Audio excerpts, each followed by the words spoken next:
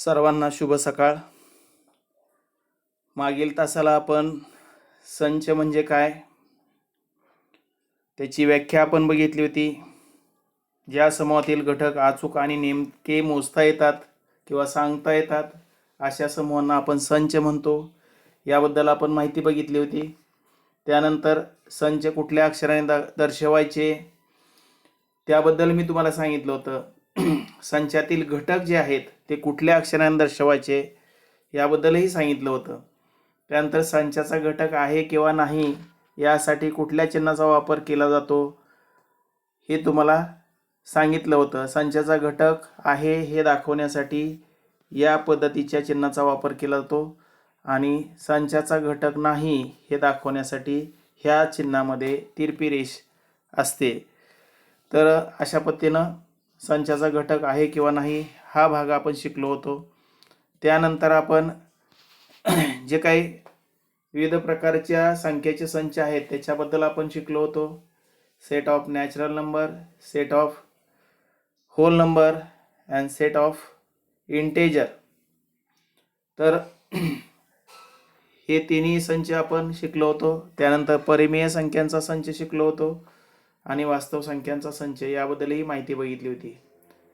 आता संच लिहिण्याच्या पद्धतीही माहीत करून घेतल्या होत्या. त्याच्यामध्ये यादी पद्धतीनं संच कसा लिहिला जातो आणि गुणधर्म पद्धतीनं संच कसा लिहिला जातो ह्या दोन्ही पद्धतीबद्दल आपण माहिती बघितली होती. लक्षात ठेवा, संच कुठल्याही पद्धतीने लिहायचा असेल तरी तो महिरपी कंसात आपण लिहित असतो, हे आपल्याला ध्यानात ठेवावं लागेल. त्यानंतर आपण यादी पद्धत आणि गुणधर्म पद्धत या दोन्ही पद्धतीची काही उदाहरणं या ठिकाणी टेबलमध्ये आपण पाहिली होती. ती तुम्ही वहीत लिहिली असतील. आणि त्यानंतर सराव संच 1.1 याच्याबद्दल आपण माहिती बघितली होती. हा सराव संच तुम्हाला पूर्ण करायला सांगितला होता. काही विद्यार्थ्यांनी मला त्याचे फोटो पाठवलेले आहेत, परंतु अजूनही काही विद्यार्थ्यांनी त्याच्याबद्दल मला पाठवलेलं नाही. फोटो पाठवताना विद्यार्थ्यांनी आपलं नाव आवर्जून त्या ठिकाणी टाकायचे आणि फोटो पाठवायचे आहेत, कारण सर्वच विद्यार्थ्यांचे नंबर शिक्षकांकडे सेव्ह नसतात. त्यामुळं ज्यावेळेस तुम्ही सराव संच किंवा जी काही वर्गपाठ आहे तो वर्गपाठ पूर्ण केला आहे की नाही हे सांगताना तुम्ही विद्यार्थ्यांनी आपलं नाव आवर्जून त्या फोटोच्या खाली टाकायचं आहे. समजा तुम्ही 2 पानाचे फोटो काढून शिक्षकांना पाठवले की हा अभ्यास मी केला, तर त्याच्या खाली तुमचं नाव असावं, XYZ काय असेल ते. ठीक आहे. तर या पद्धतीनं प्रत्येक शिक्षकाला फीडबॅक द्यायचा आहे. दररोजच्या अभ्यासाचा प्रत्येक विषयाचा अभ्यास करायचा आहे. आता 1.1 बद्दल तुम्हाला काही अडचण असेल तर मी तुम्हाला सांगितलं होतं की तुम्ही मला विचारा, परंतु कोणी फोन करून विचारेल नाही. म्हणजे या 1.1 बद्दल कोणालाही काही अडचण नाही असं गृहीत धरतोय आपण आणि पुढं जातोय. आता पुढचा जो भाग शिकायचा आहे आपल्याला तो भाग म्हणजे संचाचे प्रकार. आता संचाचे प्रकार नेमके काय काय असतात, कसले कसले संच असतात ह्याबद्दल आपल्याला माहिती पाहिजे. संच लिहिण्याच्या 2 पद्धती आपण लक्षात घेतल्या. आपण यादी पद्धतीनं संच लिहू शकतो आणि गुणधर्म पद्धतीनं संच लिहू शकतो. तर हे दोन्ही पद्धतीमध्ये गुणधर्म पद्धतीवर तुम्हाला विशेष लक्ष द्यावं लागेल, कारण त्याच्यामध्ये तुम्हाला संच लिहिताना यादी पद्धतीपेक्षा थोडंसं कठीण जातं, कारण त्याच्यामध्ये विशिष्ट गुणधर्माचा वापर आपण करत असतो. एखादी विशिष्ट प्रॉपर्टी आपण सांगत असतो आणि त्या प्रॉपर्टीच्या आधारे तो सेट आपण तिथं लिहित असतो. ठीक आहे. तर आता आज आपण शिकणार आहोत संचाचे प्रकार. तर या ठिकाणी तुम्हाला स्क्रीनवरती एक टेबल दिसतंय. या टेबलमध्ये तुम्हाला लक्षात येतं की जे संचाचे प्रकार आहेत ते संचाचे प्रकार तुम्हाला या टेबलमध्ये दाखवलेले आहेत. तर याच्यामध्ये पहिला प्रकार जो आहे तो एक घटकी संच असा आहे. पहिला प्रकार जो आहे तो एक घटकी संच असा आहे. मग या ठिकाणी एक घटकी संचामध्ये नेमकं काय असतं, तर ज्या संचात फक्त एकच घटक असतो अशा संचास आपण एक घटकी संच असे म्हणतो. ज्या संचात एकच घटक असतो अशा संचास आपण एक घटकी संच म्हणतो. आता उदाहरणार्थ या ठिकाणी ए संच आहे. ए संचात तुम्हाला फक्त 2 ही संख्या मिळते, म्हणजे त्याच्यामध्ये फक्त ए मध्ये एकच घटक आहे आणि त्यामुळं अशा संचाला आपण एक घटकी संच असं म्हणतो. मग या ठिकाणी अशा प्रकारचे संच, समजा दुसरा संच आपण लिहिला इथं बी आणि महिरपी कंसात आहे 0,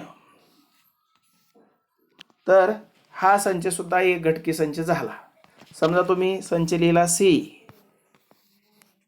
घटक आहे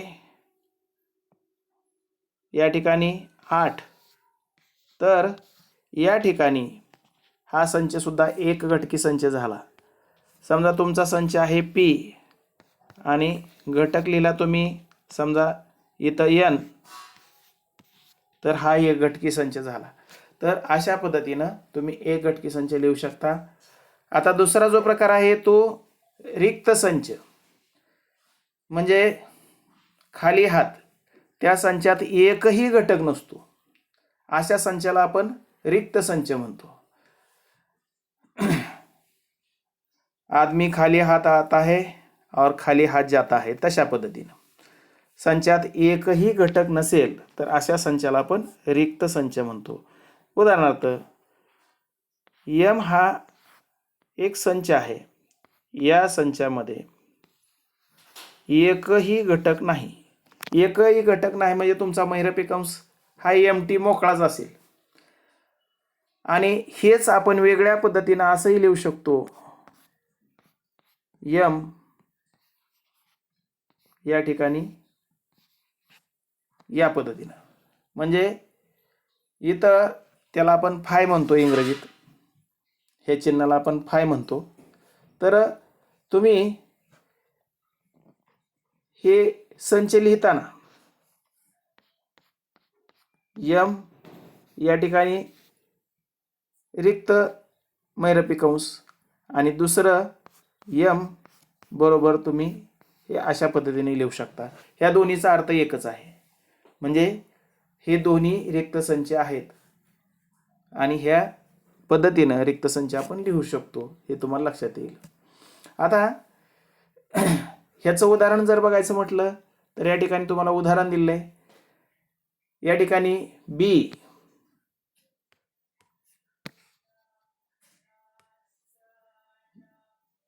बी हा कसला संच आहे बघा. एक्स हा बी संचाचा, वाचनही लक्षात ठेवा, संच वाचायचा कसा, मी संच कसा वाचतोय बघा. एक्स हा बी संचाचा असा घटक आहे की एक्स ही 2 व 3 मधील नैसर्गिक संख्या आहे. आता मला सांगा 2 आणि 3 मध्ये दुसरी नैसर्गिक संख्या आहे का, तर अर्थातच नाही. आणि त्यामुळं आपण ज्यावेळेस आपण बी संच लिहितो त्यावेळेला तो रिक्त संच आहे किंवा तेच आपण ह्या पद्धतीने लिहितो, याच्यात कुठलंच संख्या येणार नाही. मग परत एकदा मी ह्या संचाचं वाचन करतो. एक्स हा बी संचाचा असा घटक आहे की एक्स ही 2 व 3 मधील नैसर्गिक संख्या आहे. मग तो संच आपण या पद्धतीने या ठिकाणी लिहितो. ठीक आहे. आता आपणास हे एक घटकी संच आणि रिक्त संच याबद्दल माहिती मिळाली. आता पुढचा जो संचाचा प्रकार आहे तो म्हणजे शांत संच.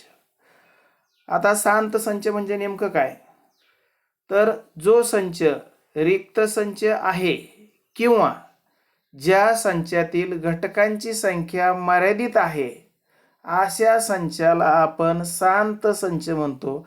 थोडक्यात काय, तर संचातले घटक मोजून संपत असतील किंवा मर्यादित घटक त्याच्यामध्ये असतील तर अशा संचाला आपण शांत संच म्हणतो, फिनाइट सेट. आता उदाहरणार्थ आठवड्याच्या दिवसाचा संच. आठवड्यात किती दिवस असतात? तर 7 दिवस असतात. मग हा संच कसला झाला? शांत संच झाला. मग अशा पद्धतीनं आपण शांत संच आपण लिहू शकतो किंवा रिक्त संच सुद्धा शांत संच असतो, हे लक्षात ठेवा. तर शांत संच म्हणजे काय? ज्या संचामध्ये मर्यादित घटक असतात किंवा जो संच रिक्त संच असतो अशा संचाला आपण शांत संच म्हणतो. या ठिकाणी उदाहरण आपल्याला दिलेले आहे. तर या उदाहरणामध्ये तुम्हाला लक्षात येतं की जो काही संच आहे पी हा सी संचाचा असा घटक आहे की पी ही 1 ते 22 मधील 4 ने विभाज्य संख्या आहे. आता 1 ते 22 मध्ये 4 ने भागणारी संख्या किती? 4, 8, नंतर 12, नंतर 16 आणि 16 नंतर 20 अशा 5 संख्या आपल्याला मिळतात 4 ने विभाज्य असणाऱ्या, होय की नाही? म्हणजे फक्त 5च घटक त्याच्यामध्ये आहेत, म्हणजे मर्यादित घटक त्याच्यामध्ये आहेत, म्हणून अशा संचाला आपण शांत संच म्हणतो. ठीक आहे. आता पुढचा जो संचाचा प्रकार आहे तो म्हणजे अनंत संच. आता अनंत संच म्हणजे नेमकं काय? माणूस मेल्यावर म्हणतात अनंतात विलीन झाला. मग अनंतात विलीन झाला म्हणजे कुठे गेला? तर जे काय ओपन पेस आहे त्याच्यामध्ये असं गृहीत धरलं जातं की वरती कुठंतरी स्वर्ग आहे आणि त्या स्वर्गात तो माणूस गेला, अनंतात विलीन झाला. मग अनंत ही संकल्पना जी आहे ही संकल्पना अनेक वचने आहे. मग अर्थातच ज्यावेळेस आपण संचाच्या बाबतीत अनंत संच म्हणतो त्यावेळेला अनंत संच म्हणजे नेमकं काय? तर ज्या संचातील घटकांची संख्या अमर्याद असते किंवा मोजता येत नाही अशा संचाला आपण अनंत संच असं म्हणतो. याचं अतिशय उत्तम उदाहरण म्हणजे तुमच्या पूर्णांक संख्यांचा संच असेल किंवा नैसर्गिक संख्यांचा संच. आता नैसर्गिक संख्येच्या संचाची सुरुवात कुठून होते? नैसर्गिक संख्येच्या संचाची 1 पासून. पण पुढं असंख्य असे नैसर्गिक संख्या त्याच्यामध्ये आहेत. नैसर्गिक संख्याचा शेवट कुठं होतो? तुम्हाला माहीत नाही, मला माहीत नाही, कुठल्याही गणिताच्या शास्त्रज्ञाला माहीत नाही. म्हणजे अनंत संख्या त्याच्यामध्ये आहेत. तर अशा प्रकारे आपण संचाचे 4 प्रकार इथं शिकलो. पहिला एक घटकी संच, नंतर रिक्त संच, शांत संच आणि अनंत संच. हे संचाचे सगळे प्रकार तुम्हाला नीट लक्षात ठेवावे लागतील. आता पुढं तुम्हाला उदाहरणं दिलेली आहेत. ती उदाहरणं आपण थोडक्यात अभ्यासूयात आणि नंतर उदाहरणं अभ्यासल्यानंतर समान संच म्हणजे काय याच्याबद्दल आपण माहिती बघणार आहोत. तर या उदाहरणामध्ये आपल्याला इथं सांगितलेलं आहे, स्क्रीनवरती तुम्हाला उदाहरण दिसतंय. आणि लक्षात ठेवा, ज्यावेळेस व्हिडिओ बघता त्यावेळेला पोर्ट्रेट करून बघत जावा. म्हणजे आडवा मोबाईल करून बघायचं म्हणजे चित्र मोठं दिसतं, चित्र एक्सपांड करून बघायचं. त्यामुळं तुम्हाला डोळ्यांना त्रास होणार नाही. व्हिडिओ पोर्टेबल बघू नका, असे व्हिडिओ बघायचे नाहीत. मोबाईल आडवा करून त्यातलं चित्र मोठं करूनच बघायचे, म्हणजे व्यवस्थित तुम्हाला स्क्रीनवरती दिसतं.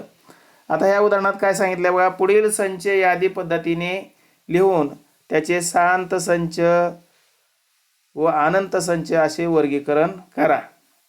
आता या ठिकाणी पहिला संच दिलेला आहे, मी तो संच वाचतो आणि नंतर आपण तो संच यादी पद्धतीनं कसा लिहायचा आणि त्याचं वर्गीकरण शांत किंवा अनंत हे विचारात घेऊयात. एक्स हा ए संचाचा असा घटक आहे की एक्स ही नैसर्गिक आणि एक्स ही विषम संख्या आहे.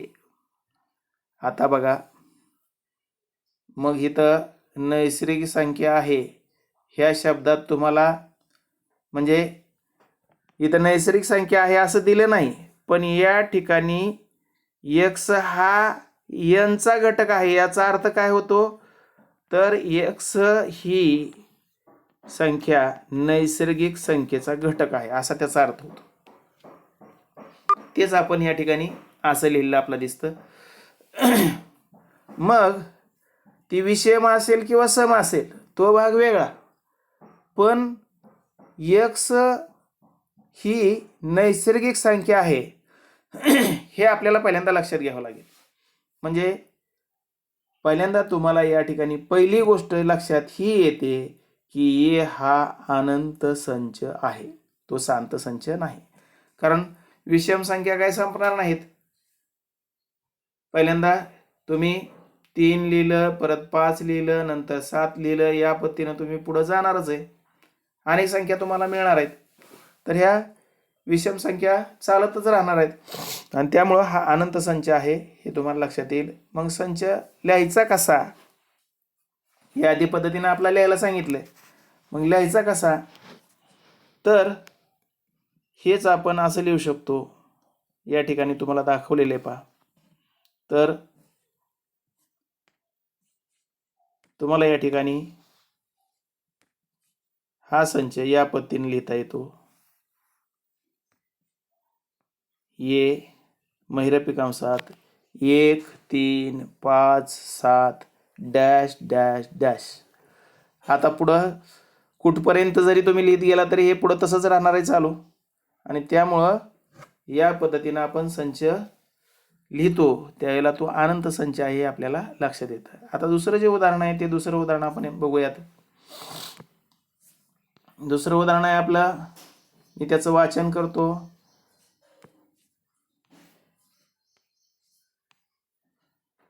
x हा b संचाचा असा घटक आहे की, या ठिकाणी x हा b संचाचा असा घटक आहे की x ही नैसर्गिक संख्या आहे.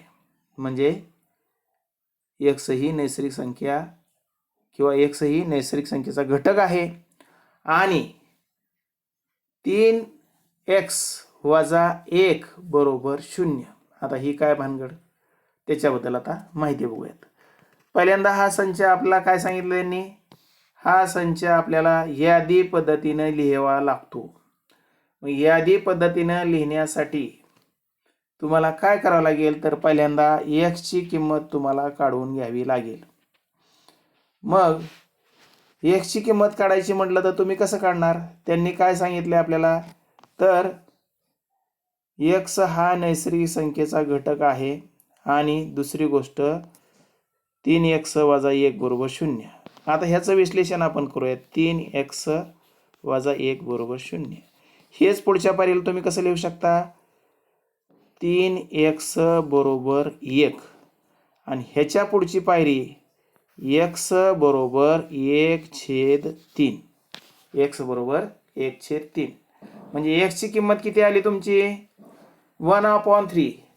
मग मला सांगा 1/3 ही नैसर्गिक संख्या आहे का, तर अर्थातच ती नैसर्गिक संख्या नाही. मग तुम्ही यादी पद्धतीने संच लिहिताना काय लिहिणार, मग यादी पद्धतीने संच लिहिताना तुम्हाला 1/3 ही किंवा हा नैसर्गिक संख्येचा घटक नाही हे पहिल्यांदा विचारात घ्यावं लागेल.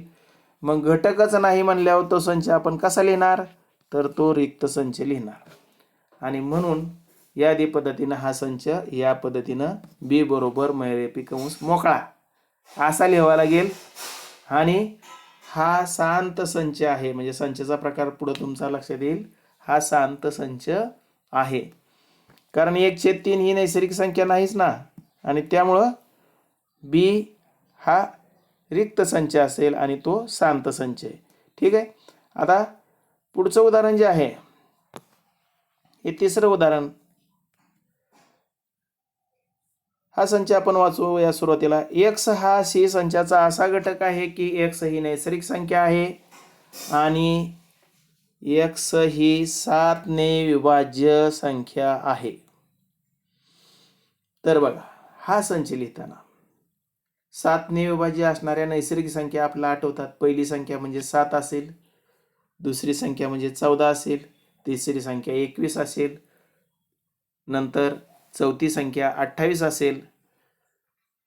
या पद्धतीनं तुम्ही पुढं जाऊ शकता. तुम्हाला अनेक असंख्य अशा संख्या ह्या 7 ने विभाज्य असल्याचं तुम्हाला दिसून येतं आणि त्यामुळं यादी पद्धतीनं संच आपण असा लिहितो आणि तो अर्थातच अनंत संच आहे.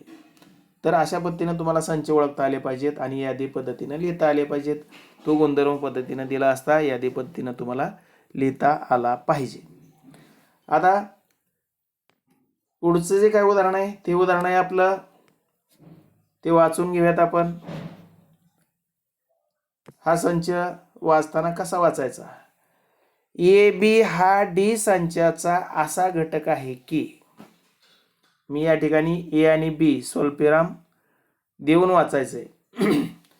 तर ए स्वल्पविराम बी हा डी संचाचा असा घटक आहे की ए स्वल्पविराम बी ह्या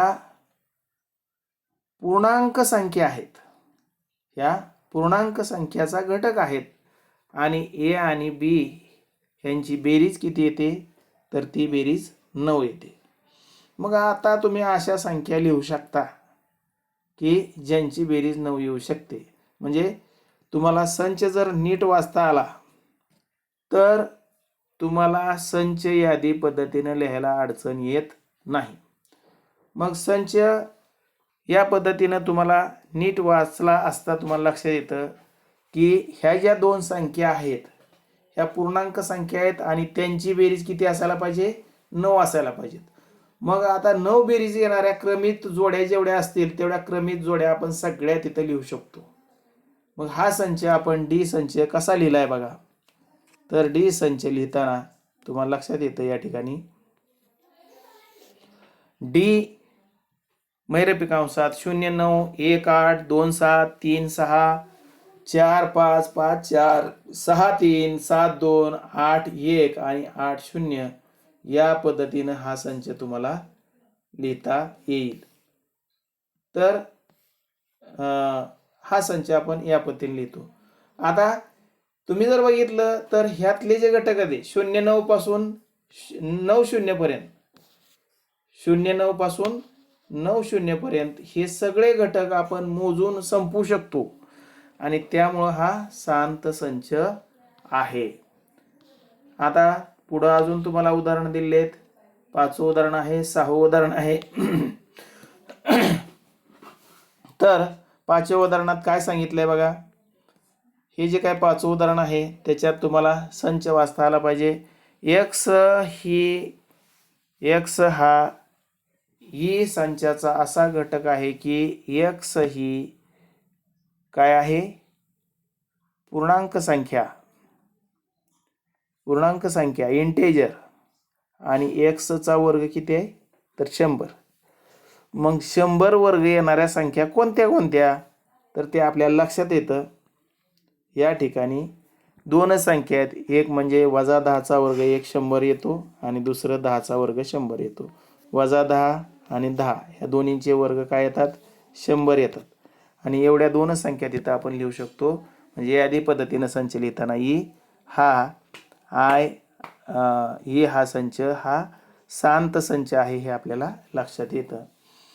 म्हणजे संचाचा प्रकारही लक्षात आला, शांत संच आणि त्यातले घटक आहेत ते यादी पद्धतीने आपण असे लिहू शकतो. आता शेवटचा संच आहे ए स्वल्पविराम बी हा एफ संचाचा असा घटक आहे की ए बी ही काय आहे? तर ही परिमेय संख्या आहे आणि ए बी ची किंमत ए अधिक बी ची किंमत किती आहे? 11 आहे. मग तुम्ही पुन्हा अशाच पद्धतीनं तुम्ही परिमेय संख्येच्या वेगळ्या जोड्या लिहू शकता की ज्यांची बेरीज 11 येते. आता परिमेय संख्या अनंत आहेत लक्षात ठेवा. संख्या रेषेवर डावीकडं आणि उजवीकडं अनेक संख्या आहेत आणि त्यातल्या दोन संख्या निश्चितपणानं कुठल्याही दोन संख्या अशा असतील की त्यांची बेरीज ही 11 येईल. आता उदाहरणार्थ बघा या ठिकाणी आपण संच लिहिताना यादी पद्धतीनं संच लिहिताना 6 5 लिहिलं, 3 8 लिहिलं, 3 5 लिहिलं, 7.5 लिहिलं, 3.5 आणि 7.5. तसं आपण -15 आणि -26 सुद्धा लिहिले. म्हणजे -15 आणि 26 ह्यांची जर बेरीज केली तर तुम्हाला किती मिळते? 11. 26 मधनं 15 गेलं, 11 राहिलं. तर अशा असंख्य जोड्या तुम्हाला मिळतात आणि त्यामुळे एफ हा काय आहे, अनंत संच आहे, हे तुम्हाला लक्षात येईल. ठीक आहे. तर आता या पद्धतीने लक्षात घ्या की संख्यांचा नैसर्गिक संख्यांचा संच असेल, तुमचा नैसर्गिक संख्यांचा संच असेल किंवा पूर्णांक संख्याचा संच असेल, पूर्ण संख्याचा संच असेल, परिमेय संख्याचा संच असेल, म्हणजे एन हा नैसर्गिक संख्याचा संच, डब्ल्यू हा पूर्ण संख्यांचा संच, आय हा पूर्णांक संख्या संच, क्यू हा परिमेय संख्याचा संच आणि आर हा वास्तव संख्या संच, हे सगळे संच काय आहेत, हे अनंत संच आहेत. ठीक आहे. तर हे सगळे अनंत संच आहेत, हे आपल्याला लक्षात ठेवावं लागेल. आता हे झालं संचाच्या प्रकाराबद्दल. आता समान संच कशाला म्हणायचं, समान संच नेमकं कशाला म्हणायचं हे थोडक्यात आपण समजून घेऊयात आणि नंतर तास संपवूयात आपण.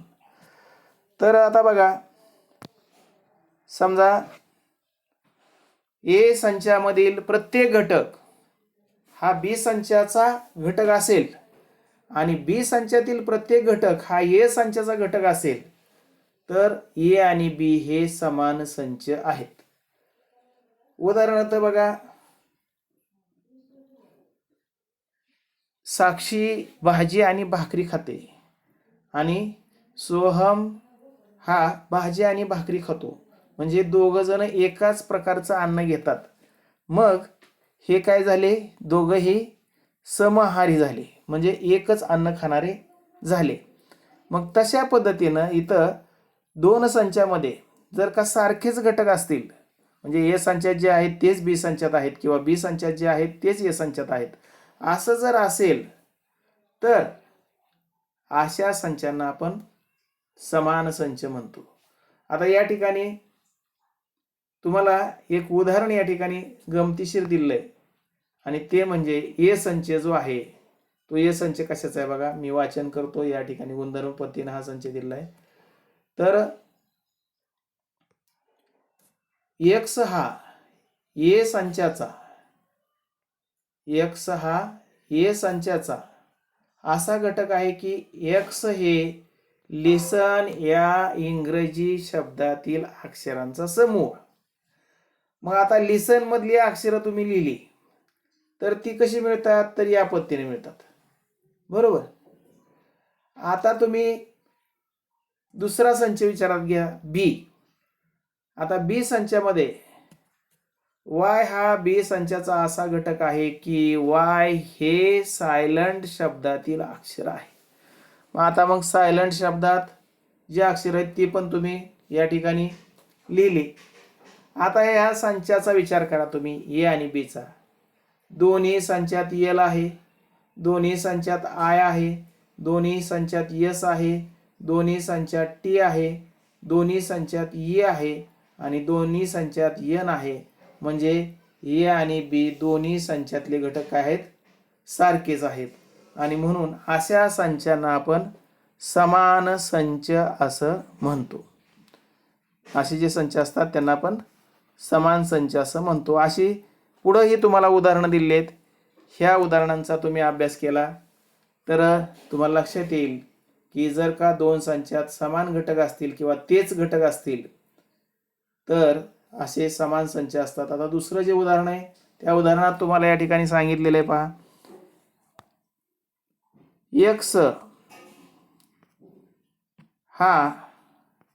एक्स हा ए संचाचा असा घटक आहे की एक्स बरोबर 2n आणि n काय आहे, तर n हे नैसर्गिक संख्येचा घटक आहे.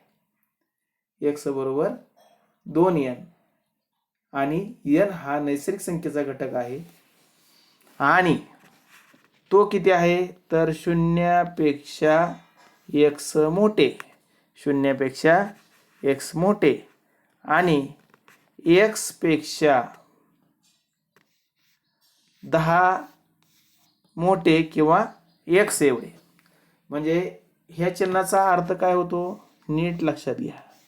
हे जे चिन्ह मी या ठिकाणी ठळक अक्षरात लिहिलं आहे, या चिन्हाचा अर्थ होतो x आणि 10 हे दोन्ही सारखं आहे किंवा 10 हे x पेक्षा मोठा आहे. ह्या दोन्ही असे दोन्ही अर्थ याच्यातून निघतात.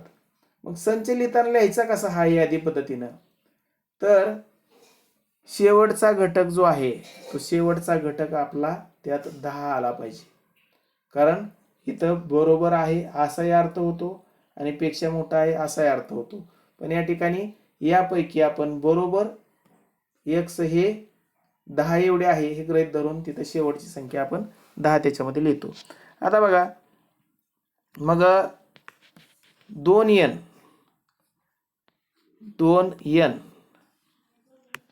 असं सांगितलं त्यांनी, x हे 2n आहे. मग आणि दुसरी अट काय सांगितली तर 0 पेक्षा n मोठं आहे किंवा x मोठं आहे. म्हणजे पहिली संख्या तुमची इथं जी आहे ती 0 येणारच नाही, नैसर्गिक संख्या आहे त्यामुळे तिथं 0 येणारच नाही. मग तुम्ही 2 गुणिले यांची किंमत 1 टाकली तर पहिली संख्या तुमची किती मिळते 2. यांची किंमत 1 टाकली तर पहिली संख्या तुमची 2 मिळते आणि म्हणून या संचात आपण पहिल्यांदा 2 लिहिलं आहे. आणि शेवटची संख्या ही अशी असायला पाहिजे. कशी असायला पाहिजे तर ती 10 एवढी किंवा 10 पेक्षा लहान. मग तुम्ही ह्या यांची किंमत 5 ठेवली की तुम्हाला 5 दोन्ही 10 ही शेवटची संख्या मिळते आणि त्यामुळे संच लिहिताना आपण या पद्धतीनं लिहितो. आता दुसरा संच जो आहे तो याच पद्धतीने या ठिकाणी लिहिलेला आहे. मी संचाचं वाचन करतो. y हा बेचा असा घटक आहे की y ही समसंख्या आहे. मग समसंख्या कशी आहे तर y हे 1 एवढं आहे किंवा 1 पेक्षा मोठं आहे आणि y हे 10 पेक्षा लहान आहे किंवा 10 एवढं आहे. मग आता 1 ते 10च्या दरम्यानच्या ज्या काही समसंख्या आहेत त्या समसंख्या कुठल्या कुठल्या तर 2 4 6 8 आणि शेवटची किती येईल 10. तर या पद्धतीनं तुम्ही संख्या लिहू शकता. मग आता ह्या दोन्ही संचाचा जर विचार केला ए आणि बीचा तर ए आणि बी हे समान संच आहेत हे तुम्हाला लक्षात ठेवावं लागेल. आता या पद्धतीनं तुम्ही ही उदाहरणं तुम्ही अभ्यासली. त्याच्या खाली 2 उदाहरणं आहेत ती तुम्हाला पडताळा तुम्हाला घ्यायचा आहे. तिसऱ्या उदाहरणामध्ये तुम्हाला सांगितलंय ए हा 1 2 3 या 3 संख्यांचा संच आहे. बी हा 1 2 3 4 या संख्यांचा संच आहे. तर ए आणि बी सारखं नाही याचा पडताळा घ्या म्हणजे समान संच नाहीत हे सांगा म्हणून सांगितलंय. तुम्हाला लगेच लक्षात येईल की याच्यामध्ये 4 आहे याच्यामध्ये 4 नाही आणि त्यामुळे हे समान संच नाहीत. आणि चौथ्या उदाहरणात तुम्हाला परत गुणधर्म पद्धतीनं संच दिला आहे. x हा या संचाचा असा घटक आहे की x ही मूळ संख्या व 10 पेक्षा x मोठं x पेक्षा 20 मोठं अशी ही संख्या आहे. मग हा संच जो आहे तो संच लिहिताना तुम्हाला 10 आणि 20 मधल्या मूळ संख्या तुम्हाला लिहाव्या लागतील. मग 10 आणि 20 मधल्या मूळ संख्या किती 10 आणि 20 मधल्या मूळ संख्या 21 ही मूळ संख्या नाही, 22 ही मूळ संख्या नाही, 23 ही पहिली मूळ संख्या मिळेल, 24 ही मूळ संख्या नाही, 25 ही मूळ संख्या नाही, 26 ही मूळ संख्या नाही, 27 नाही, 28 नाही. नंतर कुठली येईल 29 10 ते 20 मधले सांगितले ना. मग 10 ते 20 मध्ये बघा मूळ संख्या पहिली संख्या म्हणजे 11, 11 नंतर 13, 13 नंतर 14 मूळ संख्या नाही, 15 नाही, 16 नाही, 17. मग संख्या कुठल्या कुठल्या येतील 11 13 आणि 17. म्हणजे पहिला जो संच आहे तो तुमचा 11 17 11 13 आणि 17 असा मिळेल ए संच. आणि बी संच काय दिलाय 11 13 17 आणि 19. हां 19 एक संख्या आपली इथं राहिलेली यायची. या पहिल्या संचामध्ये 11 10 पेक्षा मोठी असणारी मूळ संख्या 11 13 नंतर 17 आणि 19 या पद्धतीने तुमचा हा ए संच आला. आणि बी संच तेच आहे, म्हणजे हे दोन्ही ए आणि बी हे चौथ्या उदाहरणात समान संच आहेत, तिसऱ्यात मात्र समान संच नाहीत. ठीक आहे. तर अशा पद्धतीनं या ठिकाणी आपण संचाचे प्रकार शिकलो. लक्षात घ्या, एक गटकी संच, त्यानंतर रिक्त संच, नंतर शांत संच, अनंत संच आणि समान संच, या सर्व संचांची माहिती आपण बघितली. या ठिकाणी आपण थांबतोय. जे काही भाग शिकलो आपण त्या भागाच्या आधारे तुम्हाला सराव संच 1.2 सोडवायचा आहे. सराव संच सोडवत असताना ह्याच्या अगोदर जे आपण शिकलो आहोत तो व्हिडिओ नीट बघा आणि मग सराव संच 1.2 सोडवा. काही शंका असल्यास मला विचारा. ठीक आहे. धन्यवाद.